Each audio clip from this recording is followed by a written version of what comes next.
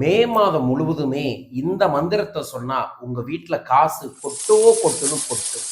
ஆமாங்க, சித்திரை நோம்பினாவே நம்ம தாயி மீனாட்சி தான். மீனாட்சி அம்மனை மனதார நினைத்து மீனாட்சி அம்மனோட காயத்ரி மந்திரத்தை இந்த மே மாதம் தினமும் 5 முறை சொல்லி பாருங்க.